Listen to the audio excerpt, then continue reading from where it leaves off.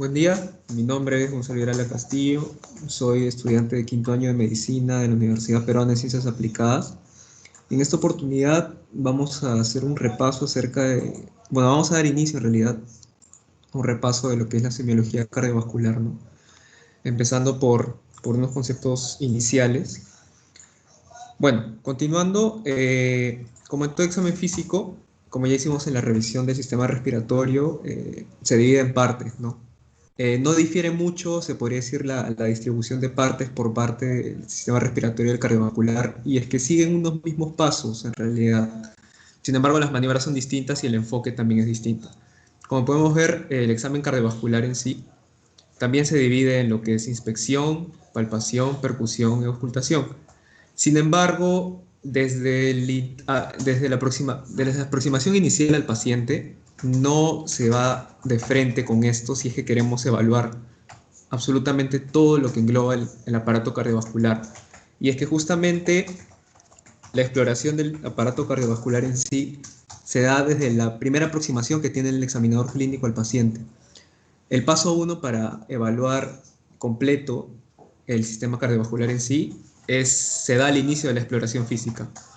Que cabe recalcar, esta situación se da justamente después de la anamnesis, ¿no? Después de recoger todos los datos del paciente y hacer un examen dirigido sospechando de alguna patología cardiovascular. Entonces, esta, esta parte del examen físico, bueno, el inicio en sí se divide en tres partes, ¿no? Lo que es el reconocimiento general del paciente, la toma de funciones vitales y el reconocimiento del dolor. Lo incluyen como una sexta función vital. En el reconocimiento general del paciente lo que vamos a evaluar es su conducta, su apariencia facial, que nos puede guiar a qué tan comprometido puede estar, se podría decir, la integridad del paciente, su postura, su forma de andar, porque eso también nos puede indicar la severidad del caso, ¿no? Y bueno, medidas antropométricas, ¿no? Que hablando exclusivamente del sistema cardiovascular en sí, podría ayudarnos a identificar ciertos factores de riesgo en el paciente que podrían, se podría decir, situarnos o guiarnos hacia cómo va a ser el pronóstico de este paciente. Ahora, dentro de lo que son las funciones vitales, tenemos lo que es la presión arterial, la frecuencia cardíaca, la frecuencia respiratoria, la toma de temperatura corporal y se considera en algunas bibliografías también la saturación de oxígeno, ¿no? Medida en un pulsoxímetro en sí, porque la saturación neta no la podemos medir solo en un examen físico, ¿no? Necesitaríamos un análisis de gases arteriales. Entonces, y bueno, ya luego está la evaluación del dolor. Pero si queremos hablar específicamente de la aproximación al paciente en el sistema cardiovascular, tenemos que hablar de dos constantes dentro de lo que es las funciones vitales, que sería en este caso la presión arterial y la frecuencia cardíaca. Es importante la toma de funciones vitales en sí antes de detallar en cada una de estas dos, ya que estas en sí proporcionan información inicial importante que con frecuencia puede influir en la dirección de la evaluación al paciente, ¿no? Como dije, dependiendo de esto se podría decir, dar un enfoque mucho más específico. Y a menudo debe ser conveniente volver a tomarlas, ¿no? Durante la visita, porque pueden haber factores que pueden alterar estos valores. Lo ideal es empezar en lo que es la examinación de funciones vitales con la presión arterial, ¿no? Ya que se podría decir es la que más nos va a tomar tiempo de hacer, ya que se sigue una serie de pasos en lo que es la maniobra de toma de presión arterial y posteriormente seguir con la frecuencia cardíaca. La frecuencia cardíaca puede evaluarse contando el pulso radial en sí, que es algo que voy a explicar más adelante con los dedos, o también puede medirse auscultando el ápex cardíaco. Un punto muy importante aquí es que la frecuencia respiratoria, como un dato extra, se mide sin avisarle al paciente que se le va a tomar la frecuencia respiratoria. ¿Por qué? Porque tenemos que considerar que la frecuencia respiratoria es consciente e inconsciente. Entonces, si advertimos al paciente de que le vamos a tomar la frecuencia respiratoria, su patrón basal puede puede alterarse y puede darnos un resultado que quizás no sea el cierto, ¿no? Porque, bueno, efectivamente, como dije, los patrones respiratorios cambian si es que el paciente sabe que le están contando sus respiraciones, ¿no? Y bueno, la temperatura corporal puede medirse en varios sitios, ¿no? Depende del paciente, si es un paciente pediátrico, un paciente adulto, un paciente inmovilizado y del equipo que también podamos disponer, ¿no? Continuando, hablando específicamente de lo que es la presión arterial, me gustaría empezar diciendo que la medida de presión arterial que se toma en el consultorio en sí no es una medida certera, ¿no? Ya que hay diversos factores que pueden influir al momento el cual el examinador clínico está tomando la presión arterial. Lo que tenemos que hacer aquí es cerciorarnos de que efectivamente esta esté bien tomada, ¿no? ¿Y qué va a determinar eso? Lo va a determinar la técnica que use el examinador clínico y algunos factores mismos del paciente. Lo que tenemos que evitar es que ninguno de estos factores del paciente influya, o bueno, también del examinador clínico, en la expresión y la toma de esta, ¿no? Que no nos dé un valor no certero, ya que quizás una mala maniobra o un desconocimiento por parte del examinador clínico de cómo tomar esta frecuencia, esta función vital, puede alterar la medición de la misma.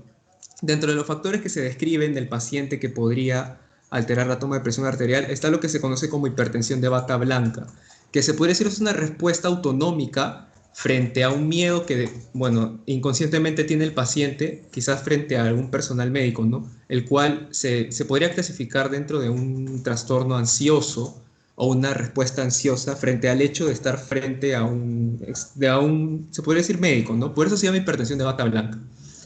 Ahora, otra condición que puede alterar la medida de la presión arterial es la hipertensión enmascarada, que está descrita como una presión arterial medida normal, o bueno, dentro de los valores normales, en el momento de la consulta, mientras que si al paciente le tomas la presión en su casa, va a estar elevado.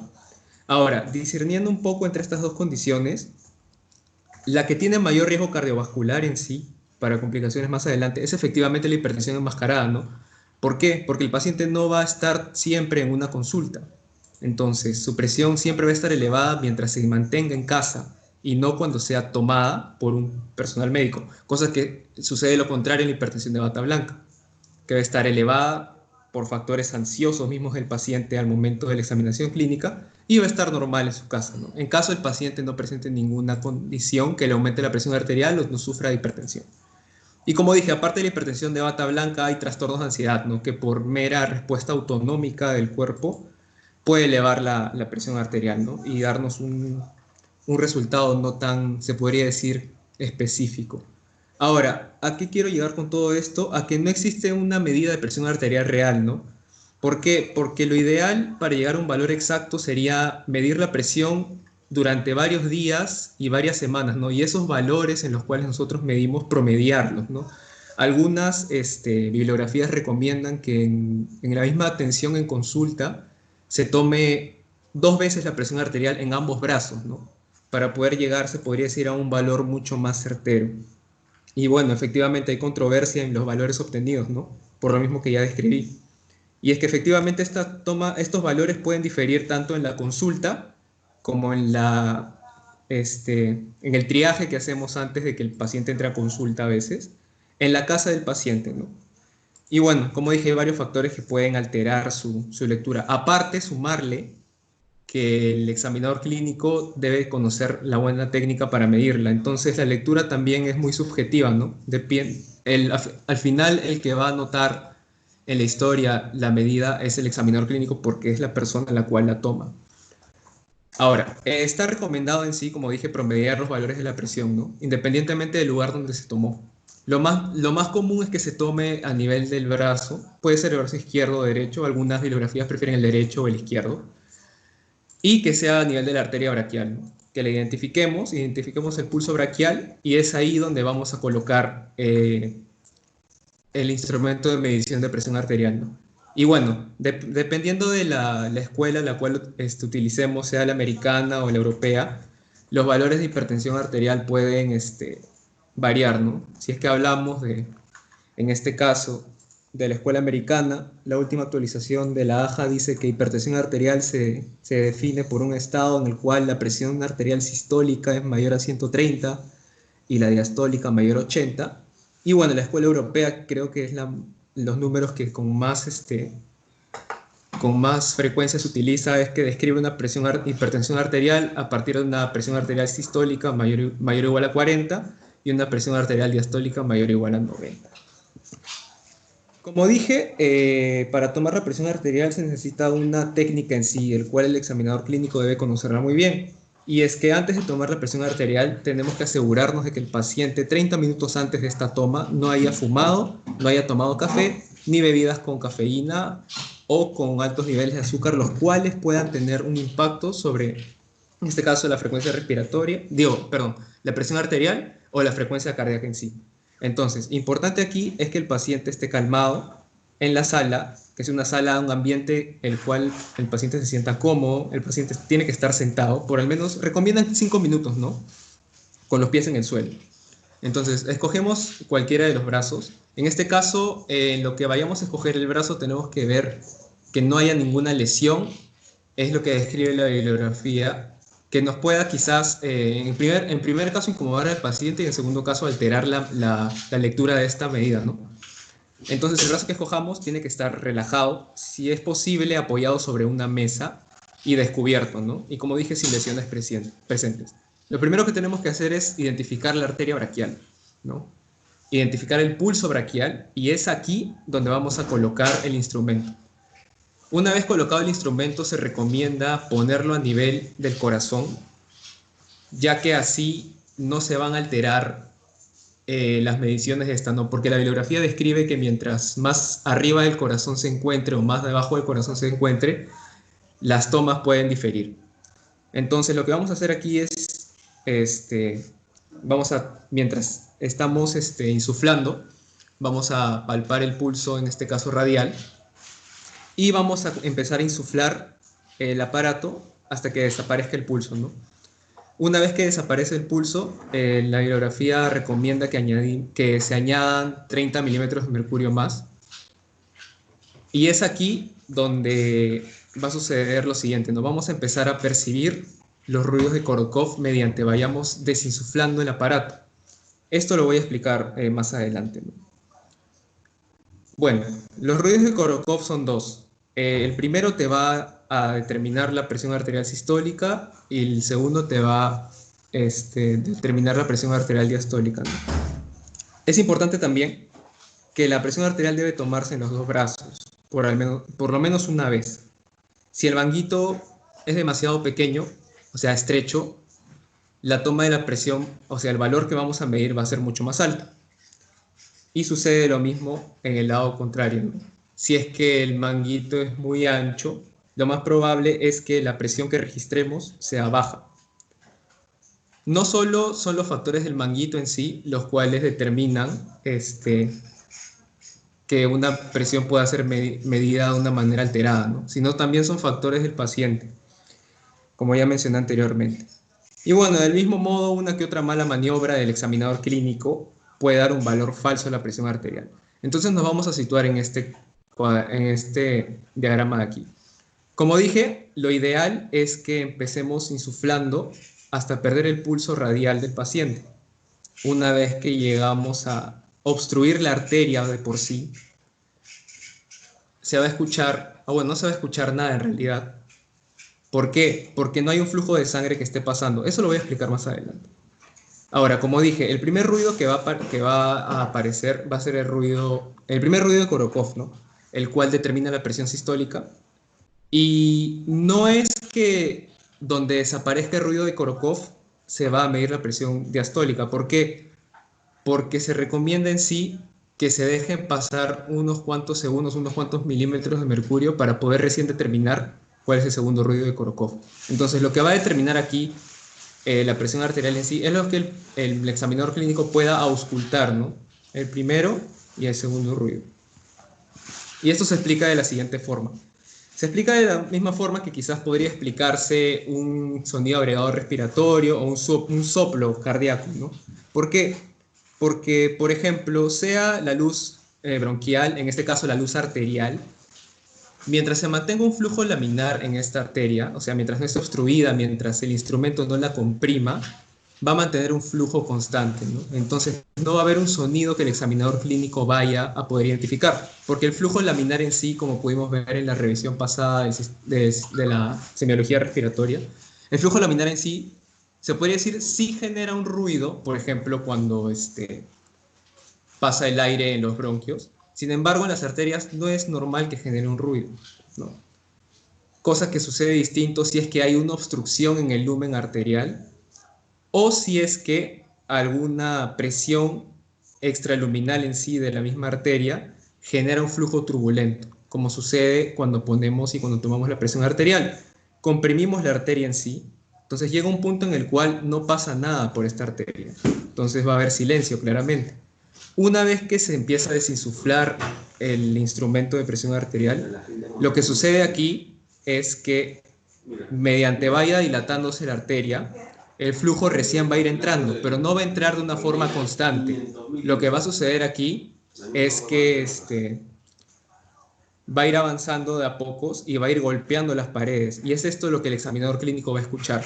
Entonces, ya complementando un poco lo que son los ruidos de Korokov en sí y el flujo laminar, podemos situarnos en el siguiente diagrama. Después voy a retroceder para repasar de nuevo este tema, pero quiero que nos situemos aquí.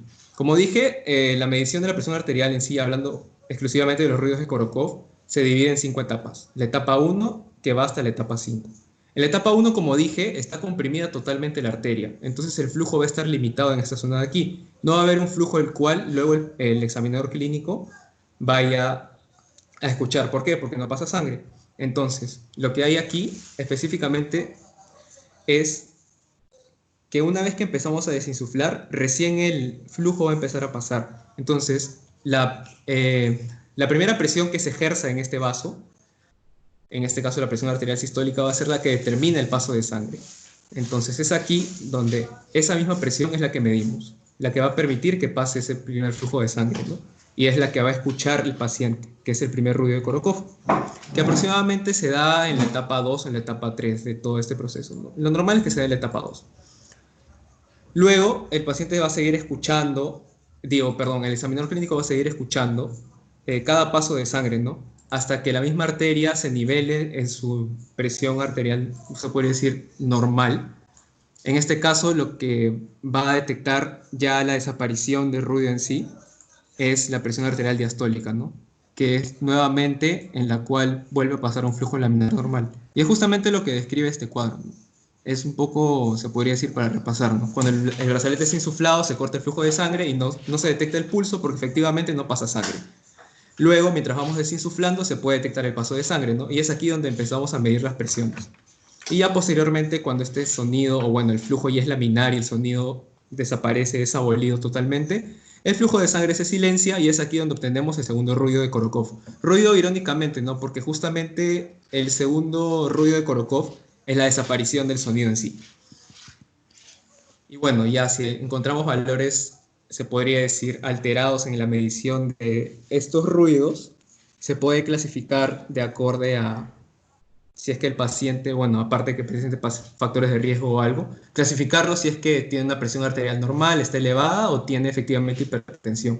Cabe recalcar que para que tenga hipertensión tiene que haberse tomado al menos 2 veces la presión arterial. Con una sola toma de muestra de presión no se puede determinar que el paciente tiene hipertensión arterial a pesar de que tenga factores de riesgo, etcétera, ¿no? Tiene que haber siempre 2 tomas. Y bueno, esta es la última tabla de clasificación de la AJA. Como dije, la escuela americana en sí refiere hipertensión como 130-80. Y bueno, condiciones patológicas a la toma de presión en sí. Como dije, entre ruidos hay un espacio, ¿no? En los cuales va a ser cada flujo de sangre que pase de acorde a la frecuencia cardíaca. Y en este caso, el lapso ocultatorio se podría decir, un espacio entre ruidos más prolongado de lo normal, ¿no? Que puede indicarnos quizás rigidez arterial, enfermedad aterosclerótica, etc. Los ruidos disminuidos en sí pueden darse en condiciones como congestión venosa. Que no desaparezcan los ruidos son signos de insuficiencia aórtica. Si bien es cierto, tiene que llegar a un punto en el cual desaparezcan, ¿no? Porque tenemos que determinar la presión arterial diastólica. Pero si es que no desaparecen, podemos empezar a sospechar de una insuficiencia aórtica. La presión de pulso en sí es se podría decir, la resta de la presión arterial sistólica menos la presión arterial diastólica, ¿no? Y esta sigue un intervalo normal. Una presión de pulso mayor o igual a 10 a 15 puede sospecharse también un robo de la subclavia o una disección aórtica. Bueno, en condiciones de hipertensión arterial, el examen físico no va a ser solo alterado a nivel de la presión, ¿no? También se asocia a daño de órganos terminales, ¿no? Retina, riñón, etcétera, etcétera. Ahora, en condiciones como la hipotensión ortostática en sí, Es una condición en la cual se da principalmente en pacientes ancianos, ¿no? Se le atribuye a, bueno, en pacientes ancianos a un estado, se podría decir, de deshidratación en sí, en la cual una disminución de la volemia genera que, bueno, el flujo cerebral disminuya y el paciente, se podría decir, sienta mareos o quizás pueda llegar hasta el síncope. Cabe recalcar que la hipotensión ortostática es la caída de la presión arterial sistólica de más de 20 milímetros de mercurio, o bueno, 20 o más, y de la presión arterial diastólica de mayor o igual a 10 milímetros de mercurio, ¿no? Que se produce al ponerse de pie bruscamente. Y puede verse en condiciones, como dije, en ancianos, consumo de fármacos, pérdidas sanguíneas, reposo prolongado o enfermedad del sistema autónomo. Bueno, ya cerrando con lo que es presión arterial y hablando un poco de lo que es frecuencia y ritmos cardíacos. Como dije, la frecuencia cardíaca en sí puede medirse tomando el pulso radial a nivel de la arteria radial del paciente o auscultando el ápex cardíaco, ¿no? Una vez que se logra identificar el pulso o se logra auscultar la frecuencia cardíaca a nivel del ápex, se determina si este consta con un ritmo regular o irregular, ¿no? En este caso, si es que detectamos un ritmo regular que sigue un patrón ordenado, pasamos a evaluar frecuencia. Si es que encontramos un ritmo irregular, lo más ideal es pasar a ocultar el ápex cardíaco, ¿no? Para ver si es que estos ritmos coinciden. Una vez que pasamos ya a evaluar la frecuencia, podemos bueno, determinar si es que está elevada, normal o baja, ¿no? Cabe recalcar que si es que notamos una frecuencia, se podría decir normal, subjetivamente, lo que hacemos es contar pulsaciones en 30 segundos. Y ese número de pulsaciones en 30 segundos las multiplicamos por 2 y es así como obtenemos la frecuencia cardíaca. Cuando notamos una frecuencia subjetivamente elevada, lo ideal es contar todo el minuto entero, ¿no? El número de latidos por minuto. En este caso, pulsaciones por minuto, ¿no? Y el valor normal va de 60 a 100. Algunas literaturas refieren de 50 a 80. Bueno, finalmente esta es la bibliografía que yo utilicé. Y bueno, eso sería todo.